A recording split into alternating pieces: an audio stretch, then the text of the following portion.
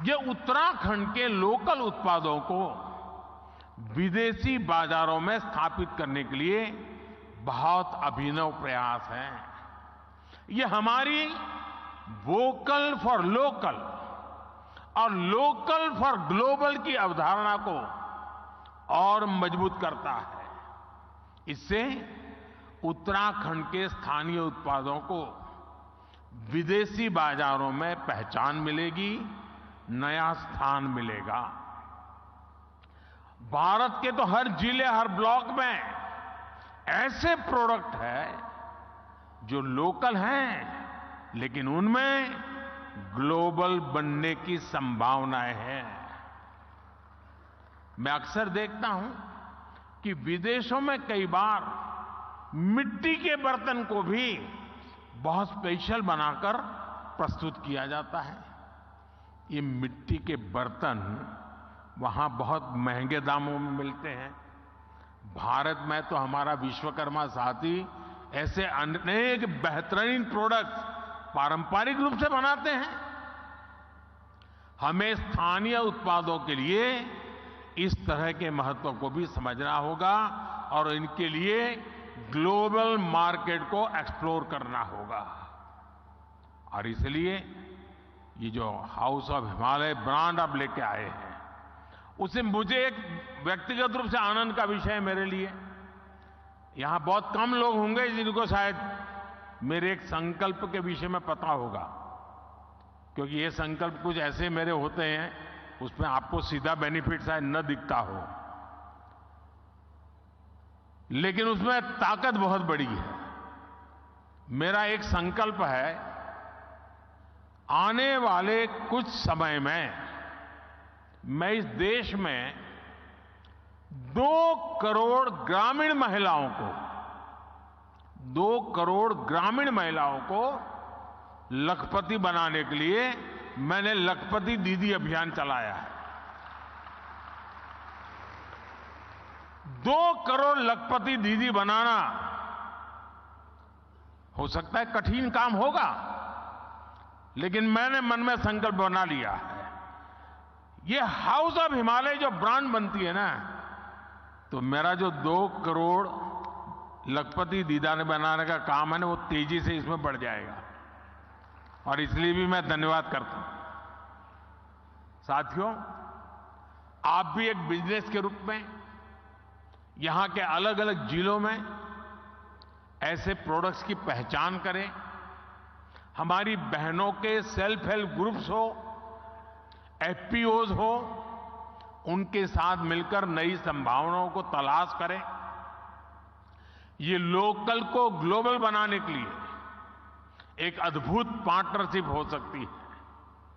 साथियों, इस बार लाल किले से मैंने कहा है कि विकसित भारत के निर्माण के लिए नेशनल कैरेक्टर, राष्ट्रीय चरित्र को सशक्त करना होगा। हम जो भी करें वो विश्व में श्रेष्ठ हो। हमारे स्टैंडर्ड दुनिया फॉलो करे। हमारी manufacturing zero effect, zero defect के सिद्धांत पर हो। एक्सपोर्ट ओरिएंटेड मैन्युफैक्चरिंग कैसे बढ़े, हमें अब इस पर फोकस करना है। केंद्र सरकार ने पीएलआई जैसा एक महत्वाकांक्षी अभियान चलाया है। इसमें क्रिटिकल सेक्टर्स के लिए एक इकोसिस्टम बनाने का संकल्प स्पष्ट दिखता है। इसमें आप जैसे साथियों की भी बहुत बड़ी भूमिका है।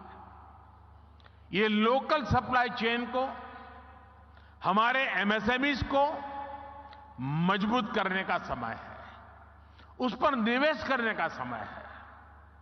हमें भारत में ऐसी सप्लाई चेन विकसित करनी है कि हम दूसरे देशों पर कम से कम निर्भर हो।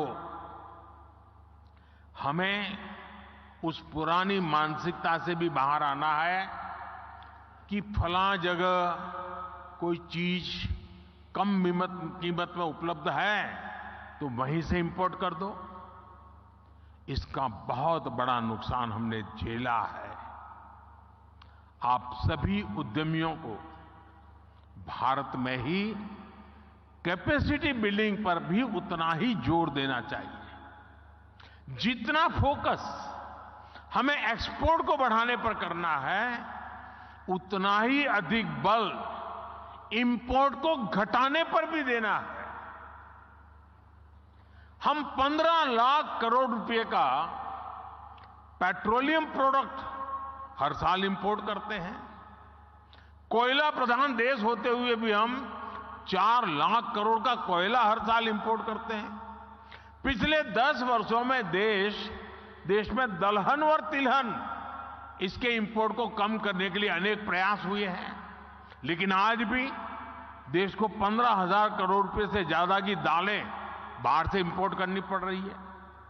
अगर भारत दाल के मामले में आत्मनिर्भर होगा तो ये पैसा देश के ही किसानों के पास जाएगा।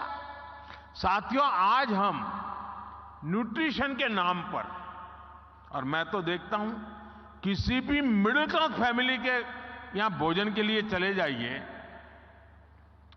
उसके डाइनिंग टेबल पे भांति भांति की चीजें पैकेट पड़े होते विदेशों से आए हुए, और वो पैकेज फूड का इतना फैशन बढ़ते हुए मैं देख रहा हूं, जबकि हमारे देश और उस पर लिख दिया कि प्रोटीन रिच है, खाना शुरू, आयरन रिच है खाना, कोई इंक्वायरी नहीं करता, बस लिखा है हो गया, और मेड इन फलाना देश है, बस मारो थप्पा।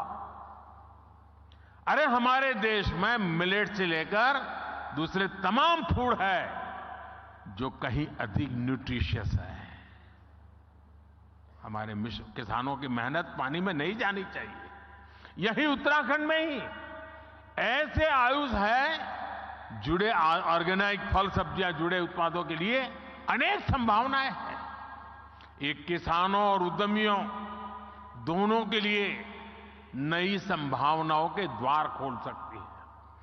पैकेज फूड के मार्केट में भी हमारी छोटी कंपनियों को हमारे प्रोडक्ट्स को ग्लोबल मार्केट तक पहुंचाने में मैं समझता हूं कि आप सभी को अपनी भूमिका निभानी चाहिए। साथियों, भारत के लिए, भारत की कंपनियों के लिए, भारत निवेशकों के लिए ये मैं समझता हूं अभूतपूर्व समय है। अगले कुछ वर्षों में भारत दुनिया की तीसरी सबसे बड़ी इकोनॉमी बनने जा रहा है,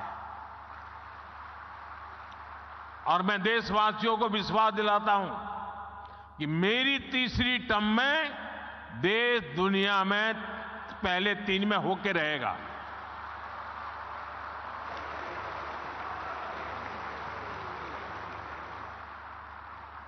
स्थिर सरकार, सपोर्टिव पॉलिसी सिस्टम, रिफॉर्म से ट्रांसफॉर्म की मानसिकता और विकसित होने का आत्मविश्वास, ऐसा संयोग पहली बार बना है। इसलिए मैं कहता हूं यही समय है, सही समय है, ये भारत का समय है।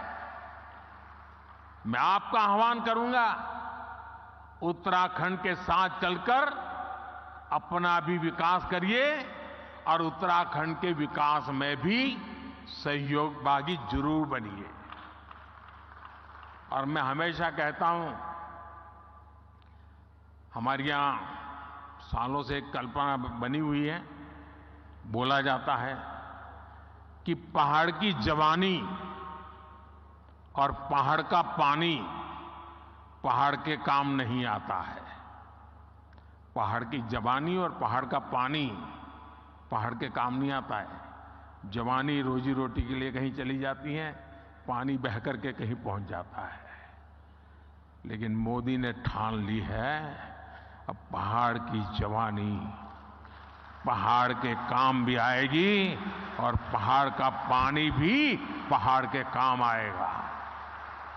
इतनी सारी संभावनाएं देख करके मैं संकल्प ले सकता हूं कि हमारा देश हर कोने में सामर्थ्य के साथ खड़ा हो सकता है। नई ऊर्जा के साथ खड़ा हो सकता है। और इसलिए मैं चाहूंगा कि आप सभी साथी इस अवसर का अधिकतम लाभ उठाएं, नीतियों का फायदा उठाइए। सरकार नीति बनाती है, ट्रांसपेरेंट होती है, हर एक के लिए खुली होती है। जिसमें दम हो वो आ जाए मैदान में, फायदा उठा ले। और मैं आपको गारंटी देता हूं, जो बातें हम बताते हैं उसके लिए हम डट करके खड़े भी रहते हैं, उसे पूरा भी करते हैं। आप सभी इस महत्वपूर्ण अवसर पर आए हैं। उत्तराखंड का मुझ पर विशेष अधिकार है और जैसे कईयों ने बताया कि मेरे जीवन के एक पहलू को बनाने में इस धरती का बहुत बड़ा योगदान है।